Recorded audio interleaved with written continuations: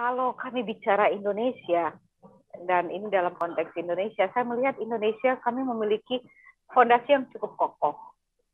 Betul kata Ibu Sri Mulyani bahwa kami we are okay ya. Kami memiliki fondasi yang cukup kokoh dan fondasi ini dipopong oleh UKM atau bisnis-bisnis kecil atau warung-warung yang kami melihat. Gitu.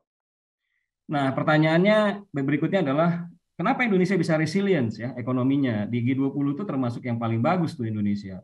Karena pertanyaan kan gini, if you cannot go outside, you go inside. Jadi kalau di luar global itu lagi payah, kita ke dalam. Nah, di dalam Indonesia gimana? Indonesia itu manufaktur, kan manufaktur yang kehantam di dunia ini global value chain kan elektronik otomotif. Nah, di Indonesia tuh kenapa dia survive? Karena Indonesia itu industrinya makanan minuman, Mbak. Jadi Bapak makanan, minuman, tembakau, itu industri kita tuh. Nah, industri seperti itu tidak terlalu attach dengan global value chain. Di sini saya ingin mengingatkan pemerintah harus tegas memisahkan antara mana yang harus, mana yang ingin. Ini adalah era di mana kita tidak bisa entertain apa yang kita ingin. Ini adalah era di mana kita harus fokus apa yang kita harus. Kalau Larry Summers itu menggunakan kata-katanya, ini bukanlah periode yang tepat di mana firefighters itu bisa berlibur. Ya, dengan kondisi seperti ini, prioritas dari budget menjadi sangat penting.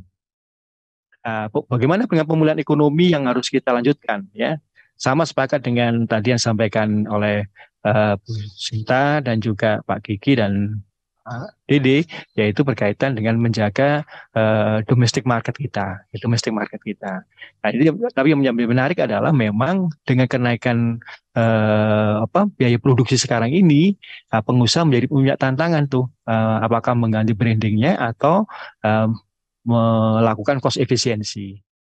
Dan terkait tadi dengan persoalan globalnya sendiri, ya saya pikir perlu juga ke depan kita terus mendorong semacam diversifikasi ya partner dagang kita juga, karena memang kondisi globalnya ini sedang dalam kondisi transisi, kemungkinan akan terjadi rekonfigurasi ke depan ya dalam jaringan investasi maupun jaringan perdagangan global. Kita sudah masuk RCEP, itu kita harus manfaatkan betul ya, bagaimana supaya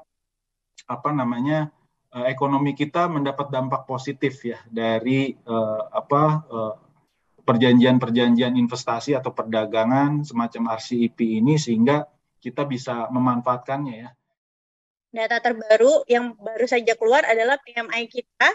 Ternyata di September ini mengalami kenaikan 2 poin, angka 53,7, di mana angka ini lebih tinggi dari beberapa negara Asia seperti Korea Selatan, Tiongkok, Malaysia, dan bahkan lebih tinggi dari PMI dunia di angka 50,3, sehingga ini menunjukkan bahwa sektor manufaktur kita masih optimis dan juga ekspansif. Ada soal yang tadi disampaikan bahwa kita sejauh ini berhasil baik dalam hal perekonomian, itu karena menurut Fatih Basri karena good policy, tapi juga karena good luck. Ya, mudah-mudahan kerjasama kebijakan BI dan Menteri Ekonomi itu menghasilkan good policy, dan ya kita mesti berharap bahwa terjadi good luck buat Republik ini.